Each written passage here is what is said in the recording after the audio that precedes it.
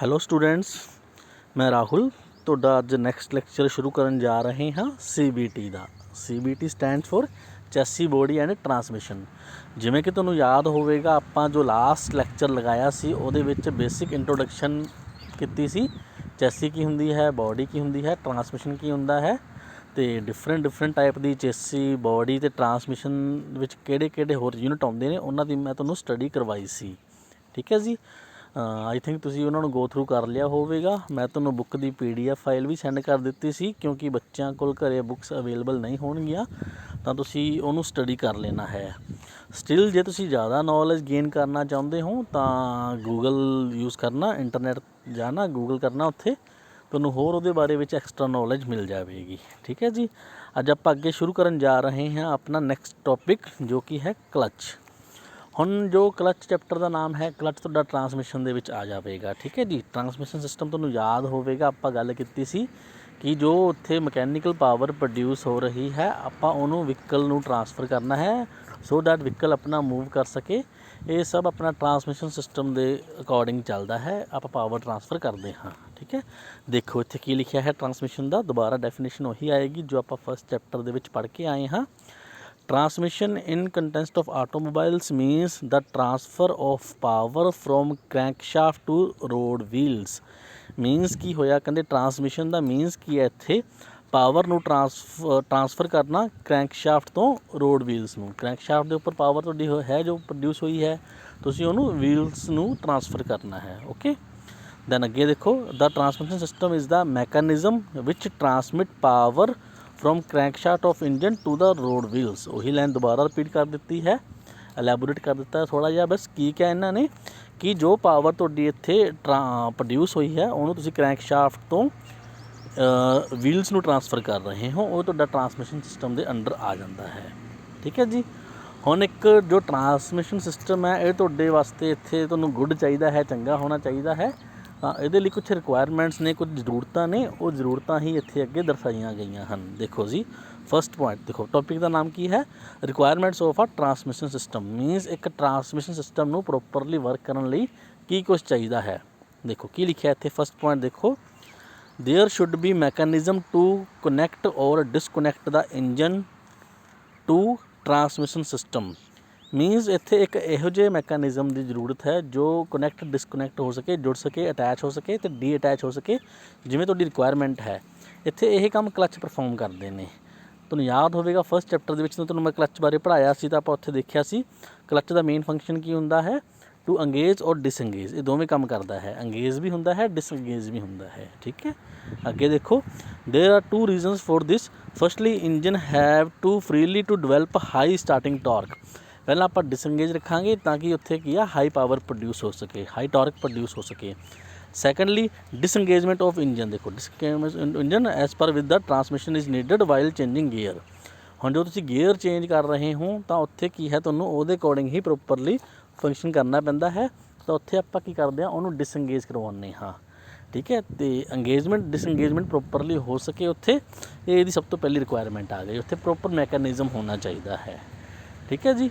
Second point ਦੇਖੋ, the engines run at high speed so reduction in speed is required. ਹੁਣ ਉੱਥੇ power produce ਹੋ ਰਹੀ ਹੈ ਤਾਂ ਇੰਜਨ ਵੱਲੋਂ ਹਾਈ ਪਾਵਰ ਪ੍ਰੋਡਿਊਸ ਹੋ ਰਹੀ ਹੈ, ਬਟ ਆਪਾਂ ਨੂੰ ਸਪੀਡ ਕਈ ਵਾਰ ਕੀ ਹੈ, ਜ਼ਿਆਦਾ ਨਹੀਂ ਚਾਹੀਦੀ, ਤਾਂ ਆਪਾਂ ਨੂੰ ਉੱਥੇ ਸਪੀਡ ਰਿਡਕਸ਼ਨ ਕਰਨੀ ਪਵੇਗੀ। ਤਾਂ ਉਹੀ ਆ ਗਿਆ, ਤਾਂ engine run at high speed, engine ਬਹੁਤ ਹਾਈ ਸਪੀਡ 'ਤੇ ਚੱਲਦਾ ਹੈ, so reduction in speed is required. So ਆਪਾਂ ਨੂੰ ਉੱਥੇ ਰਿਡਕਸ਼ਨ ਦੀ ਲੋੜ ਪੈਂਦੀ ਹੈ। Also variation speed is required as per the road condition. ਹੁਣ ਮੰਨ ਲਓ ਤੁਹਾਡੇ ਅੱਗੇ ਉੱਥੇ ਰੋਡ ਤੁਹਾਡੀ ਪ੍ਰੋਪਰਲੀ ਸਹੀ ਨਹੀਂ ਬਣੀ ਹੋਈ, ਖੱਡਾ ਵਗੈਰਾ ਆ ਜਾਂਦਾ ਹੈ, ਤਾਂ ਤੁਹਾਨੂੰ ਉੱਥੇ ਕੀ ਹੈ, ਸਪੀਡ ਆਪਣੀ ਡਾਊਨ ਕਰਨੀ ਪੈਂਦੀ ਹੈ। ਉਹੀ ਇਹ ਕਹਿ ਰਿਹਾ ਹੈ ਕਿ ਆਪਾਂ ਨੂੰ ਰੋਡ ਕੰਡੀਸ਼ਨ ਦੇ ਅਕੋਰਡਿੰਗ ਕੀ ਹੈ, ਸਪੀਡ 'ਚ ਵੇਰੀਏਸ਼ਨ ਰੱਖਣੀ ਪੈਂਦੀ ਹੈ। ਓਕੇ। ਤਾਂ ਮੀਨਸ ਕੀ ਹੈ, ਸੈਕਿੰਡ ਪੁਆਇੰਟ ਤੋਂ ਤੁਹਾਡਾ ਇਹੀ ਹੈ ਵੀ ਇੱਥੇ ਤੁਹਾਨੂੰ ਰਿਡਕਸ਼ਨ ਆਫ ਸਪੀਡ ਦੀ ਲੋੜ ਪੈਂਦੀ ਹੈ, ਕੋਈ ਰਿਡਕਸ਼ਨ ਯੂਨਿਟ ਲਗਾਉਣਾ ਪੈਂਦਾ ਹੈ। ਥਰਡ ਪੁਆਇੰਟ ਦੇਖੋ, in the rear wheel drive the power has to be transmitted from front end to rear through differential. ਹੁਣ ਤੁਹਾਨੂੰ ਮੈਂ ਇਹ ਵੀ ਦੱਸਿਆ ਸੀ ਕਿ ਆਪਣੇ ਕੋਲ ਫਰੰਟ ਵੀਲ ਡਰਾਈਵਰ ਅਤੇ ਰੀਅਰ ਵੀਲ ਡਰਾਈਵਰ ਦੇ ਅਕੋਰਡਿੰਗ ਕੀ ਹੈ, ਡਰਾਈਵ ਮੈਕੈਨਿਜ਼ਮ ਦੇ ਅਕੋਰਡਿੰਗ ਆਪਾਂ ਆਟੋਮੋਬਾਈਲਸ ਨੂੰ ਡਿਵਾਈਡੇਸ਼ਨ ਕਰਦੇ ਹਾਂ। ਹੁਣ ਤੁਹਾਡੇ ਕੋਲ ਕੋਈ ਰੀਅਰ ਵੀਲ ਡਰਾਈਵ ਹੋਵੇ ਵਹੀਕਲ ਤੁਹਾਡਾ, ਬਟ ਪਾਵਰ ਤਾਂ ਇੰਜਨ ਕੀ ਹੈ, ਫਰੰਟ 'ਤੇ ਲੱਗਿਆ, ਉੱਥੋਂ ਪ੍ਰੋਡਿਊਸ ਹੋਏਗੀ। ਠੀਕ ਹੈ। ਤਾਂ ਤੁਹਾਨੂੰ ਕੀ ਕਰਨਾ ਪਵੇਗਾ, ਜੋ ਫਰੰਟ ਤੋਂ ਤੁਹਾਡੀ ਪਾਵਰ ਪ੍ਰੋਡਿਊਸ ਹੋਈ ਹੈ ਤੁਹਾਨੂੰ ਆਪਦੇ ਰੀਅਰ ਵੀਲਸ ਤੱਕ ਟ੍ਰਾਂਸਫਰ ਕਰਨੀ ਪਵੇਗੀ। ਇਹ ਥਰੂ ਡਿਫਰੈਂਸ਼ੀਅਲ ਹੋਵੇਗਾ, with the help of differential ਆਪਾਂ ਇਹਨੂੰ ਟ੍ਰਾਂਸਫਰ ਕਰਾਂਗੇ, ਉਹੀ ਇੱਥੇ ਲਿਖਿਆ ਹੋਇਆ ਹੈ। ठीक है, अगे देखो की लिखा इत्थे थर्ड पॉइंट दे which, there should be such joint between shaft which can transfer power to the shaft at different angle of axis. ठीक है जी, ये सारा तुहाडा पावर ट्रांसफर का फंडा आ गया फ्रंट व्हील तो जो रियर व्हील है उत्थे। ओके, अगे देखो fourth point, a shaft is needed to transmit power from universal joint to the rear, this is called propeller shaft. ठीक है, ये भी फंडा आ गया। बाकी प्रोपेलर शाफ्ट तुहाडा बहुत जरूरी कंपोनेंट है, ये मैं तुहानूं ट्रांसमिशन दे विच पहलां भी दस्सिया सी फस्ट चैप्टर के अंदर। ठीक है जी, नैक्सट देखो fifth point, since the axis of rear axle is at right angle to the axis of propeller shaft, mechanism is required for this purpose which is called differential. ये तुसीं अगे जाके डिटेल पढ़ोगे तुहानूं फिर उत्थे ज़्यादा समझ आएगा डिफरेंशियल का पॉइंट। ठीक है, बस याद रखियो तुहानूं डिफरेंशियल की लोड़ पैंदी है इत्थे। ओके, दैन सिक्स पॉइंट देखो, the end requirement of the transmission system is axle which take power from different and transfer to the wheel mounted on the axle ਦੀ ਲੋੜ ਪੈਂਦੀ ਹੈ। ठीक है, सेवंथ पॉइंट देखो, if there is 4-wheel drive, a transfer box is also needed to transmit power from opposite direction, is that to front wheel and rear wheels। okay, ਤਾਂ ਇਹ ਤੁਹਾਡੀ ਸੀ requirements of ਆ ਟਰਾਂਸਮਿਸ਼ਨ ਸਿਸਟਮ। ਟਰਾਂਸਮਿਸ਼ਨ ਸਿਸਟਮ ਦੇ ਵਿੱਚ ਤੁਹਾਡੀ ਕੀ ਲੋੜ ਦੀਆਂ requirements ਨੇ, ਜ਼ਰੂਰਤਾਂ ਨੇ ਜੋ ਕਿ ਹੋਣੀਆਂ ਚਾਹੀਦੀਆਂ ਨੇ, ਜਿਨ੍ਹਾਂ ਨੂੰ ਇਹ ਪੂਰਾ ਕਰੇਗਾ। ਠੀਕ ਹੈ, ਅੱਗੇ ਦੇਖੋ ਮਕੈਨੀਕਲ ਟਰਾਂਸਮਿਸ਼ਨ ਸਿਸਟਮ। ਹੁਣ ਵੇਰੀਅਸ ਜਿਹੜੇ ਅਟੈਚਮੈਂਟਸ ਨੇ ਉਹ ਕਿਵੇਂ ਹੁੰਦੀਆਂ ਨੇ ਇਹਦੇ ਵਿੱਚ, ਦੇਖੋ ਇੱਕ ਲਾਈਨ ਡਾਇਗਰਾਮ ਥਰੂ ਤੁਹਾਨੂੰ ਸਮਝਾ ਰੱਖਿਆ ਇੱਥੇ। ਸਭ ਤੋਂ ਪਹਿਲਾਂ ਇੰਜਨ ਹੋ ਗਿਆ, ਇੰਜਨ ਨੇ ਪਾਵਰ ਪ੍ਰੋਡਿਊਸ ਕਰਨੀ ਹੈ। ਫਿਰ ਕਲੱਚ ਆ ਗਿਆ to engage or disengage. Then gear box, ਕਿਹੜੇ ਗੀਅਰ ਵਿੱਚ ਜਾਣਾ ਹੈ ਤੁਸੀਂ। Then universal joint, propeller shaft, फिर डिफरेंशियल आ गया।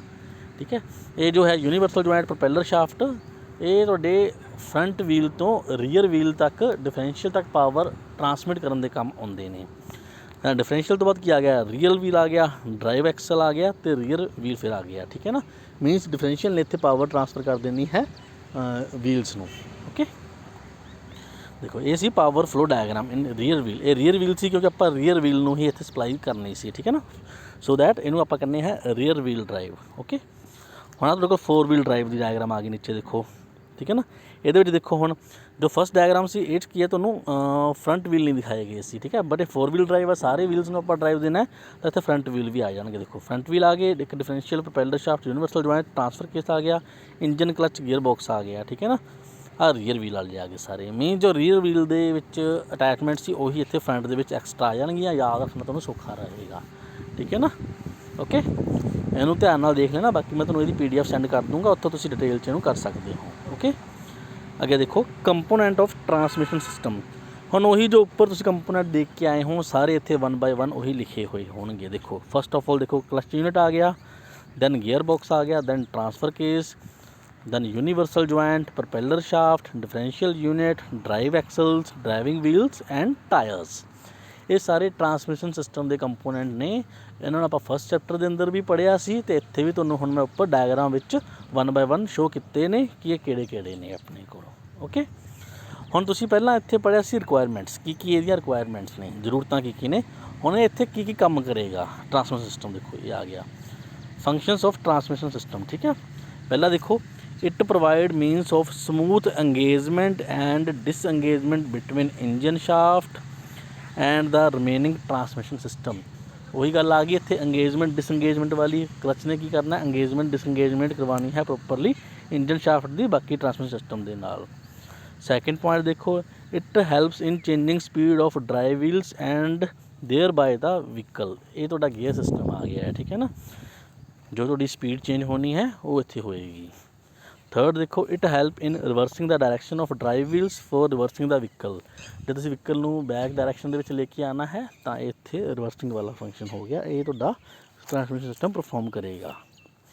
दैन फोर्थ देखो, it divert the power flow in opposite direction. 4 wheel drive दे विच की है, पावर ट्रांसफर करता है अलग अलग व्हील नूं, अलग अलग उहदी कंपोजिशन दे नीड दे अकॉर्डिंग। ठीक है ना, दैन फिफ्थ पॉइंट देखो, it transmit the power between the shaft having axis at different angle with flexible joint. ठीक है। इत्थे की है शाफ्ट के थ्रू डिफरेंट एक्सल के उपर डिफरेंट एंगल के उपर पावर ट्रांसमिट करता है। 6 पॉइंट देखो, it divert the power at right angle to the driving axle. 90 degree से पावर ट्रांसफर करनी है ड्राइविंग एक्सल नूं, वो इहदे थ्रू पॉसीबल होंदी है। 7 पॉइंट देखो, it allow the vehicle to take turn. ये व्हीकल नूं टर्न करन दे काम आउंदा है, ठीक है ना। लास्ट पॉइंट देखो, it help the vehicle to run. ये व्हीकल नूं चलाउण दे काम आउंदा है। ओके, ये सारे तुहाडे कोल फंक्शन सी ट्रांसमिशन सिस्टम दे। दैन नैक्सट देखो क्लच। हुण आपां इन्हां नूं 1 बाय 1 स्टडी करांगे, जो भी आपां इत्थे यूनिट पढ़े हैं उन्होंने 1 बाय 1 इत्थे डिस्कस करांगे। फस्ट ऑफ ऑल तुहाडे कोल क्लच आ गया, ठीक है। देखो, it is the mechanism which transmit rotary motion of one shaft to the another shaft when it is desired, ठीक है। हुण इहदा मैकेनिज्म की है, जिहड़ा रोटरी मोशन इत्थे मिल रहा उन्होंने ट्रांसफर करना एक शाफ्ट तो दूजी शाफ्ट के उपर। ओके, हुण इहदे पार्ट्स किहड़े किहड़े ने देखो। फस्ट ऑफ ऑल देखो, the driving unit which is attach to the engine and rotate with it. पहला हुंदा ड्राइविंग यूनिट, ठीक है। दूसरा ड्रिवन यूनिट। ड्राइविंग मीनस एक जो घुमाएगा, दूसरा जो घुमाया जाएगा। The driven unit which is attach to the transmission and rotate it. Okay, then third, the operating unit which engage और disengage the driving and driven mechanism, ठीक है। हम तिन्ने इत्थे शो कर रखे हैं। देखो, अंगेज पोजीशन की आपस में अटैच होंगे, डिसंगेज की आपस में अलग अलग होंगे। हुण देखो, एक ड्राइविंग मैंबर है, एक ड्रिवन मैंबर है। देखो, ठीक है ना। ये तो ड्राइविंग मैंबर हो गया, ये ड्रिवन मैंबर हो गया।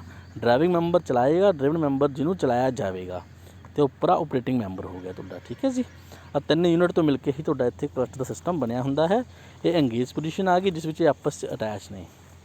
ये डिसंगेज पोजीशन आ गई, जिहदे विच ये आपस में डी अटैच कर दिते गए ने, दूर दूर हो गए ने। ओके, ये तुहाडे कोल सी line diagram of clutch. Then आ गया रिक्वायरमेंट ऑफ क्लच। देखो, फस्ट ऑफ ऑल देखो, it should have enough strength to transfer the required torque.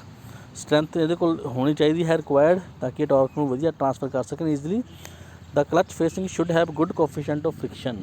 इत्थे फ्रिक्शन का फंडा बहुत जरूरी है। तो सैकेंड पॉइंट अपना वही आ गया, क्योंकि इत्थे फ्रिक्शन प्रोड्यूस होएगा आपस से एक दूसरे के अगेनस्ट इन्होंने रबिंग एक्शन प्रोड्यूस करना है।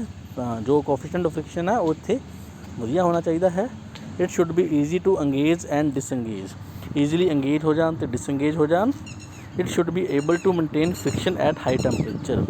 हाई टैंपरेचर के उपर फ्रिक्शन को मेनटेन रख सकन। जिवें मैं तुहानूं पहले ही दस्सिया है, आपस रैलेटिव मोशन प्रोड्यूस होएगा, इत्थे अटैच होणगे, सो इत्थे वीयर एंड टीयर ज़्यादा होएगा, फ्रिक्शन ज़्यादा होएगा। Its operation must be gradual. Operation gradual होना चाहिए है। It should have sufficient mass and surface to dissipate heat. हम वही गल आ गई, फ्रिक्शन होएगा, हीट प्रोड्यूस होएगी, तो उन्होंने ईजिली डिसिपेट कर सके इत्थों। Its size should be small as possible. Size छोटे तो छोटा होना चाहिए जिन्ना हो सकता होवे। It should be easy to adjust करना ईजी होवे। It should be easy to repair and overhaul. Repair करना ईजी होवे इन्हों। इट शुड बी चीप, सस्ते होन, ना कि अपना उहदे उपर खर्चा घट होवे। ओके, तो ये सी रिक्वायरमेंट्स ऑफ क्लच। हुण इस तो बाद तुहानूं डिफरेंट टाइप के क्लच ने, ठीक है, वो आप नैक्सट लैक्चर में शुरू करांगे। बिकॉज हुण इस लैक्चर के पॉसीबल नहीं हो पाना। कोशिश करूँगा एक ही लैक्चर के तुहानूं सारियां टाइप्स क्लच दियां करवा दित्तियां जान। तुहानूं डायग्राम याद रखनी पवेगी, उहदी विद डायग्राम ही तुसीं उहनूं एक्सप्लेन करना है। एक्सप्लेनेशन ही याद करनी पैनी है, डायग्राम याद करनी पैनी है। डायग्राम बनाने तो बाद बस उहनूं तुसीं एक्सप्लेन ही करना है। सो अज के लैक्चर लिए इन्ना बहुत है। बाकी मैं तुहानूं इहदी PDF उत्थे ग्रुप दे विच ही अपलोड कर देवांगा। तो वीडियो नूं गो थ्रू करियो, तो आपकी अटेंडेंस मार्क करियो। उत्थे कोई क्यूरीज होवे वो भी पुटअप कर दीजिए। चलो ठीक है, मिलते हैं नैक्सट लैक्चर दे विच। Okay, bye bye.